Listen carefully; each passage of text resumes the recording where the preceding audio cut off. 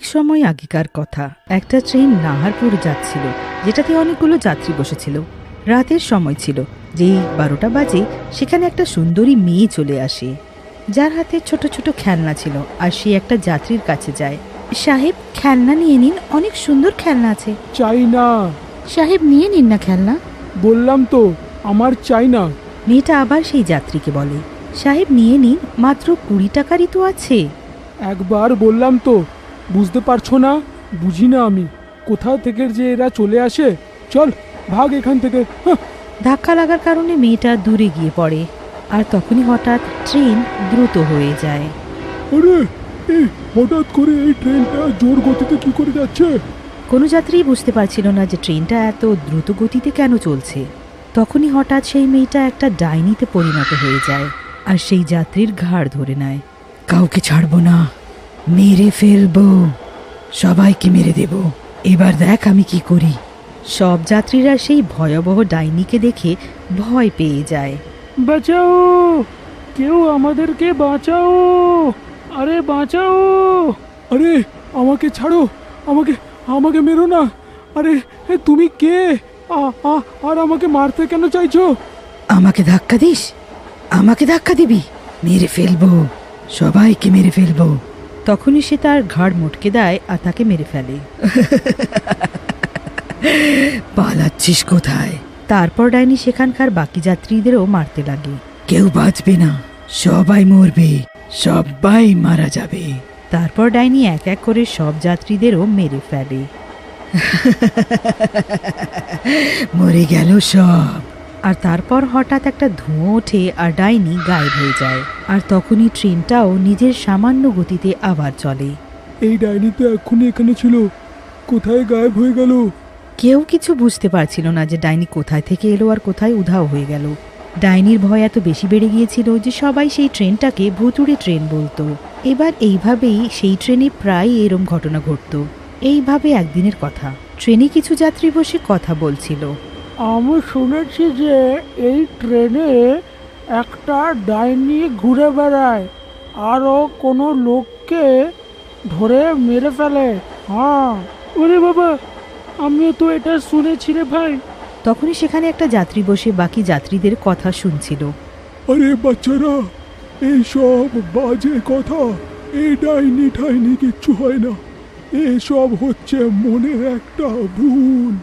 তখনই আর একটা যাত্রী লোকটা বলে, আরে এরম বলো না, এখন তো আমার বিয়েটাও হয়নি। এমনিতেও আজ আমি মেয়ে দেখতে যাচ্ছি, জানা গেল যে এখনো আমার বিয়ে হয়নি আর আমি বুড়োই মরে গেলাম। সবাই নিজের মধ্যে সেই ডাইনি সম্বন্ধে কথা বলতে থাকে। আর যেই রাতের 12টা বাজে, হঠাৎ আবার সেই সুন্দরী মেয়েটা আসে আর যাত্রীদের কাছে গিয়ে খেলনা বিক্রি করে। সাহেব, খেলনা নিয়ে নিন, অনেক সুন্দর খেলনা। আরে আমার কোনো খেলনা চাই না।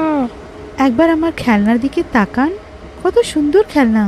যাত্রী রেগে সেই মেয়েটাকে বলে, আরে যখন বললাম তো আমার নেওয়ার নেই, তো পিছনেই পড়ে গেছো। তখনই হঠাৎ সেই মেয়েটা ডাইনিতে পরিণত হয় আর জোরে হাসতে লাগে।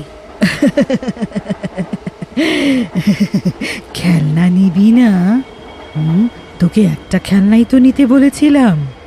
তখনই ডাইনি নিজের হাত সেই যাত্রীর দিকে বাড়িয়ে তার ঘাড় ধরে নেয় আর তাকে টিপতে লাগে, যার কারণে যাত্রীটার দম বন্ধ হতে লাগে। ওরে বাপ রে, আরে ছাড়ো, আমাকে ছাড়ো, আমাকে ছেড়ে দাও। যাত্রীটা জোরে চিৎকার করতে করতে মরে যায়। ওখানে বসা সব যাত্রীদের ডাইনিকে দেখে অবস্থা খারাপ হয়ে যায়।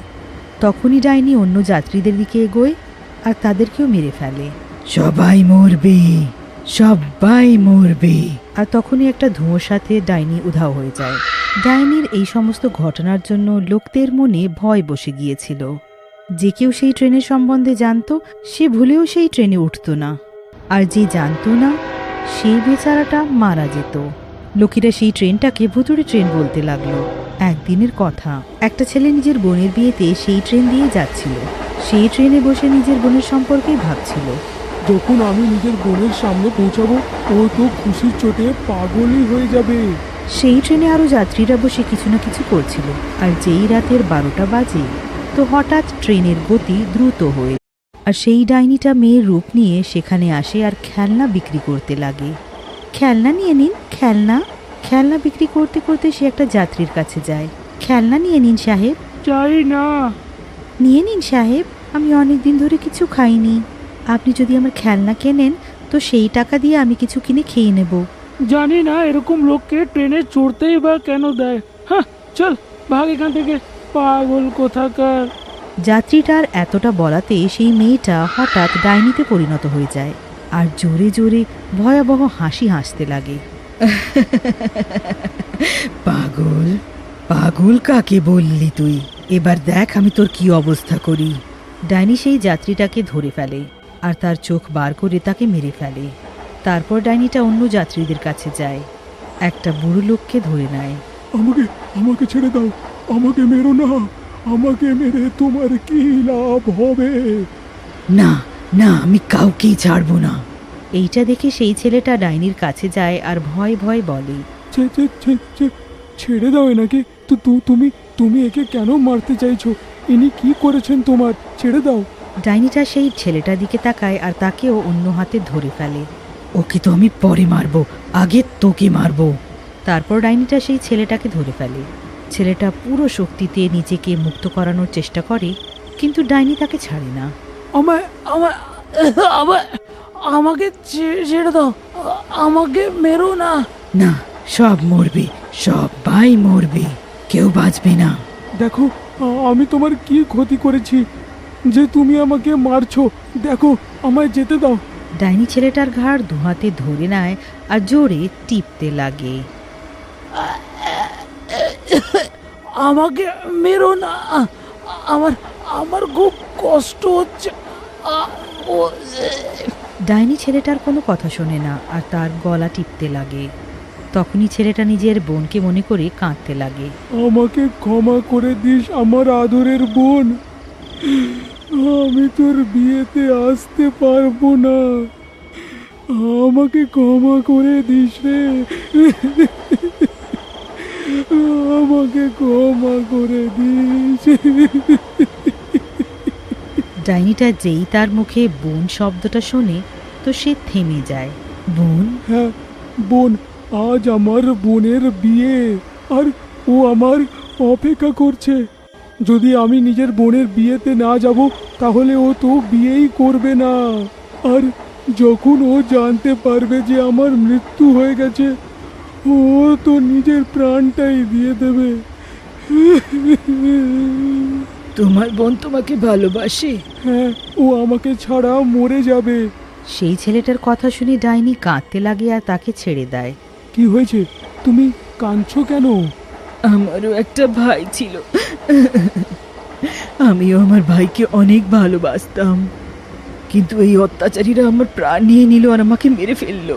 আমার ভাইয়ের শরীর অনেক খারাপ ছিল, তাই আমি ট্রেনে খেলনা বিক্রি করতে চলে এলাম আর খেলনা বিক্রি করতাম। একদিন আমি ট্রেনে খেলনা বিক্রি করছিলাম আর আমি একটা লোকের কাছে গেলাম। সাহেব, খেলনা নিয়ে নিন, অনেক সুন্দর আছে, মাত্র 20 টাকা। 20 টাকা? তুমি বললে আমি 50 টাকাও দিতে পারি। সেই লোকটার উদ্দেশ্য ঠিক ছিল না বলে আমি তাকে বললাম, আমি বিক্রি করব না আমার খেলনা। রেগে কেন যাচ্ছ? আমি তো ঠাট্টা করছিলাম আর তুমি রেগে গেলে। হ্যাঁ, তখনই সেই লোকটা আমার হাত ধরে ফেললো, তো আমি তাকে জোরে একটা আঁচড় মেরে দিলাম, যার কারণে সে অনেক রেগে গেল আর সে আমার গলা টিপতে লাগলো। আমাকে ছাড়, ছাড়, ছাড় আমাকে। ট্রেনে বসে সব যাত্রীরা এই সব দেখছিল, কিন্তু কেউ আমার সাহায্যের জন্য এলো না। আমি নিজেকে বাঁচানোর জন্য অনেক চেষ্টা করছিলাম। তখনই সেই লোকটা আমার মাথা ট্রেনের দরজায় ঠুকে দিল, যার কারণে আমি মরে গেলাম। আর মরার সাথে আমি ডাইনি হয়ে গেলাম। কিছুদিন পর আমার ভাইও মরে গেল। তারপর একদিন আমি সেই লোকটাকে মেরে ফেললাম, যার কারণে আমি প্রাণ হারিয়েছিলাম। আর তারপর থেকেই এই ট্রেনে সব যাত্রীরা মারা যেতে লাগলো। তুমি তো ওই লোকটাকে মেরেই ফেলেছিলে, তাহলে এসব প্রতিশোধ কেন? এদের মধ্যে কেউ কারুর ভাই, কেউ কারুর বর হবে। তুমি আমাকে বোন বললে? হ্যাঁ, আজ থেকে তুমি আমার বোন, আর আজ থেকে তুমি কোনো প্যাসেঞ্জারের প্রাণটা নেবে না, ঠিক আছে? এবার যে আমি আমার ভাইকে পেয়ে গেলাম, তো আমি আর কাউকে মারবো না। তখনই হঠাৎ একটা ধোঁয়ার সাথে ডাইনি উধাও হলো।